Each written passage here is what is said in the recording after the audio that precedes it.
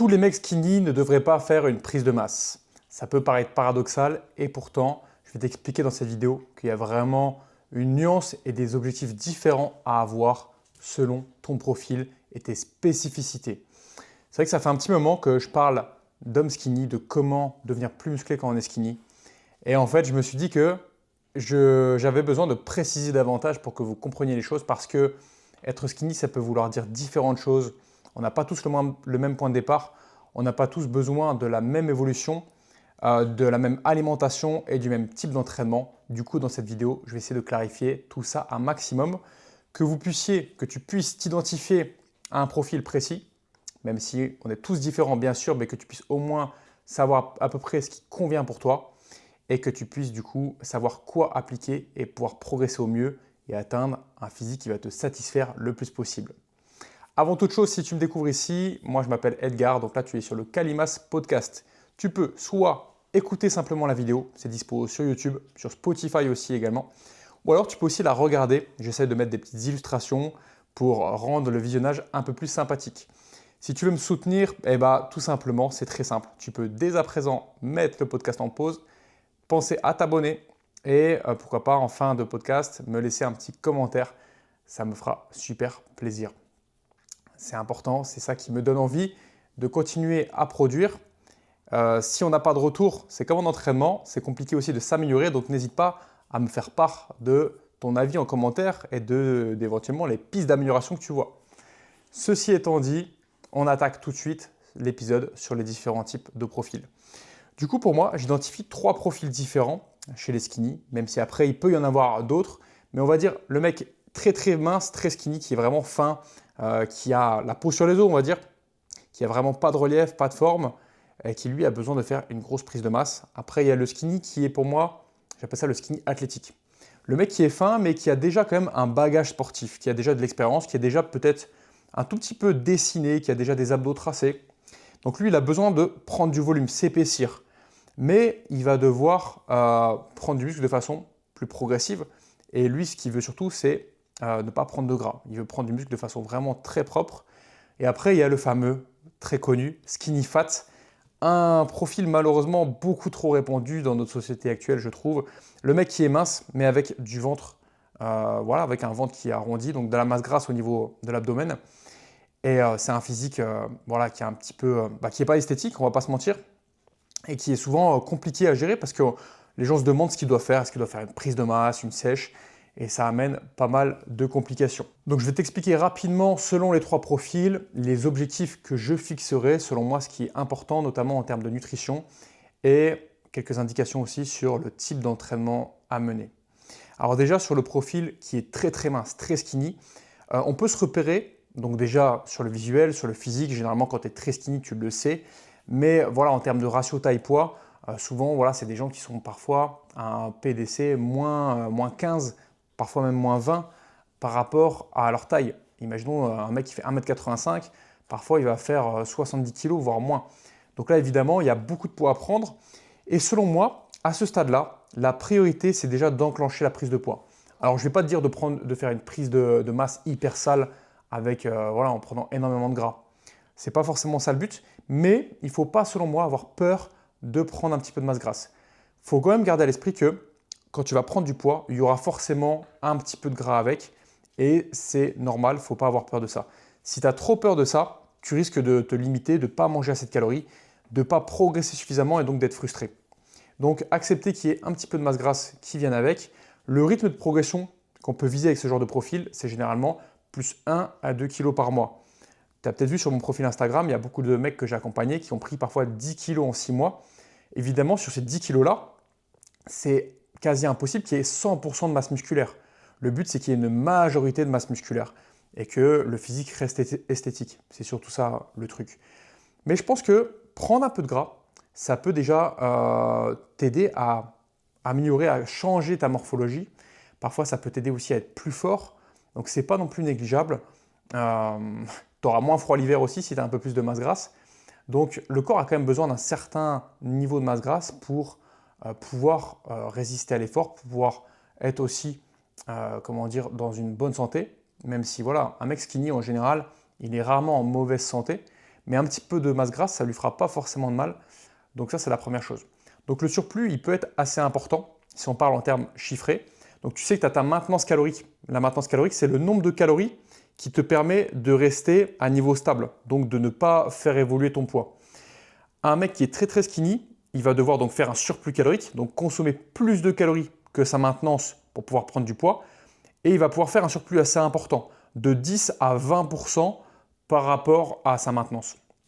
20%, ça commence à être déjà pas mal. Et en faisant ça, en surveillant bien sa prise de poids, en s'entraînant évidemment, je conseillerais de s'entraîner 3 à 4 fois, dans certains cas 5 fois, mais franchement, pour la plupart des gens, déjà 4 entraînements semaine de 1h à 1h30, c'est déjà largement suffisant. Il y aura certainement des gains si évidemment l'entraînement est bien fait. Là, on parle de quantité de nourriture, de calories, mais aussi la qualité. Donc, avoir des bonnes graisses, ça va être important. Je ne vais pas entrer dans le détail ici parce que j'ai déjà fait plein de vidéos sur le sujet. Consommer suffisamment de protéines, environ 2 grammes par kilo de poids de corps et par jour pour pouvoir prendre suffisamment de muscles. Donc, en ayant toutes ces combinaisons-là, une récupération suffisante aussi, les gains musculaires, le gain de poids devrait être assez visible. Et bien sûr, il faut traquer ça, il faut surveiller que ça évolue dans le bon sens. À ce stade-là, c'est vrai qu'il faudrait éviter d'avoir une dépense calorique trop importante. Donc, même si le cardio, c'est bon pour la santé et je conseille d'en faire, peut-être se fixer pendant 6 mois, 1 an, une phase où on va centrer vraiment sur la prise de masse parce qu'on a envie de changer de physique, on a envie de se transformer, s'épaissir. Donc, peut-être mettre le cardio vraiment de côté.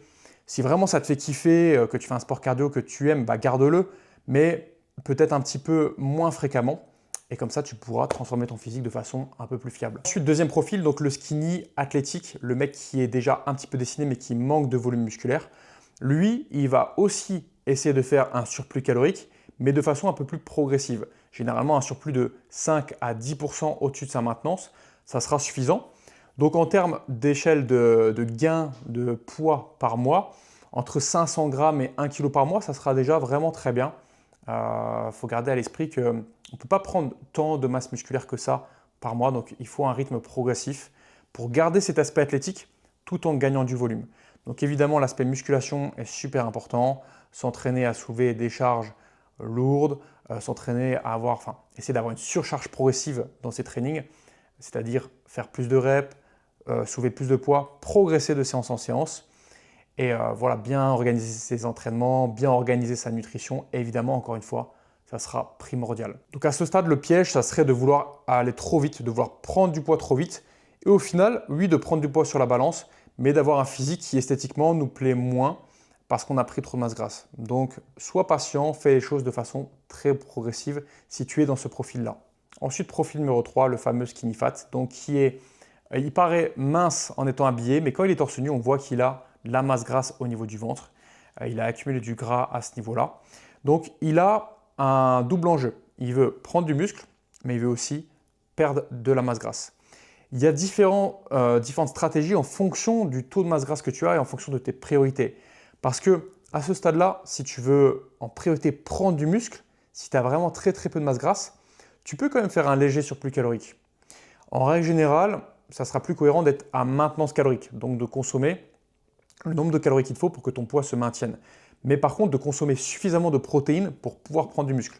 Donc encore une fois, aux alentours des 2 grammes par kilo de poids de corps et par jour. Et après, évidemment, la musculation, super important. Souvent, il y a cette erreur de croire que pour perdre du gras, il faut faire du cardio.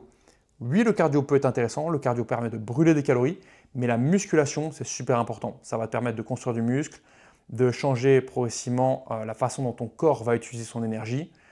Si tu as plus de muscles, tu vas aussi mieux utiliser l'énergie. Et c'est vrai, par contre, dans ce profil-là, il va falloir donc équilibrer cette balance calorique. Peut-être même que si tu as beaucoup de masse grasse à perdre, un léger déficit calorique peut être pertinent. Honnêtement, c'est quelque chose que je fais très très souvent avec ce genre de profil parce que généralement, je remarque que la priorité, c'est pour se sentir bien dans son corps, de ne plus avoir ce ventre, de ne plus avoir cette masse grasse qui s'accumule. Et donc, avant même de chercher à s'épaissir énormément, chercher à perdre cette masse grasse, souvent, ça permet de se sentir mieux dans son corps. Donc, un léger déficit calorique de 5 à 10% par rapport à la maintenance, souvent, c'est largement suffisant.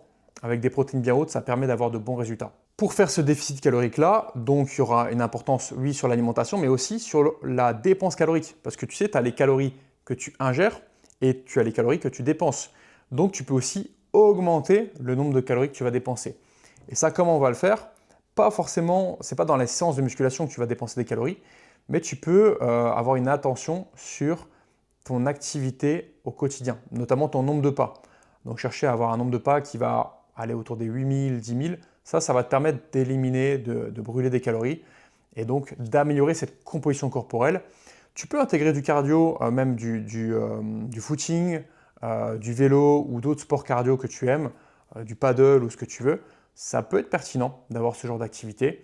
Une stratégie parfois qu'on peut utiliser quand tu n'aimes pas trop, quand t'aimes pas trop courir ou etc. C'est juste à la fin de tes séances d'intégrer de la marche inclinée par exemple.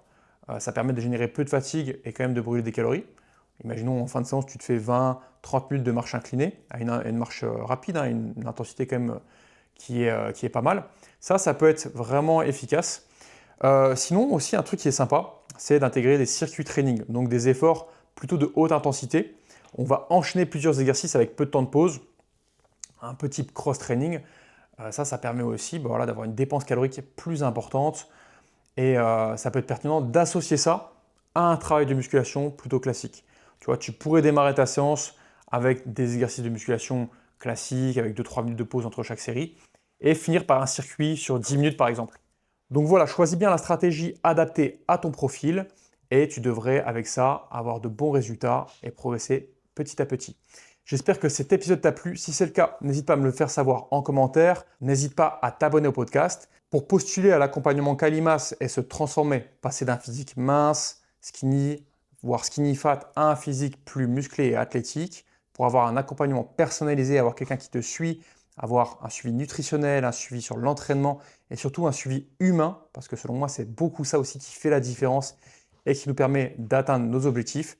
Et je te laisse checker le lien qui est juste en dessous de la vidéo. Tu pourras remplir les différentes informations. Si je vois, dans tous les cas, je te contacterai pour pouvoir t'aider un maximum.